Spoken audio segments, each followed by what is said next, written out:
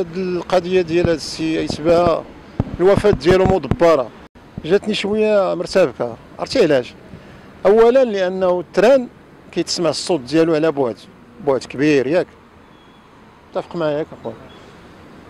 ويعني انه واخا يكون الشاغل بانه راه صاحبه اللي مات الله يرحمه الزايدي، وهذا ما يمكنش انه ما يسمعش الصوت ديال التران. هذاك السيد بعدا رجل رزين وعاقل ورجل سياسي بارز وسميتو، والموت ديالو جاتنا كمفاجاه استغربنا لها. قتل كيف الدار. كنظن التحقيق هو اللي غادي يبين هذه المسائل كلها. التحقيق ديال السلطه القضائيه هي تبين واش كاينه شي علاقه ما بين الموت ديال السي الزايدي الله يرحمه والسي عبد الله باها. والسؤال المطروح هو كيفاش السي عبد الله باها الله يرحمه السياره ديالو حطها يعني جا بوحدو باش يقوم بديك العمليه.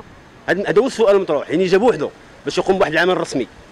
المساله هذا هو السؤال المطروح. انا ما تنظنش تكون عمرها ما تكون واحد السيد بحال هذاك، واحد المدبره ما هذيك موتى مكتبها له الله، ولإنا لله وإليه راجعون. ربما قد تكون مجرد حادث وقع لأي واحد عادي يقدر يكون في الموقف ديالو.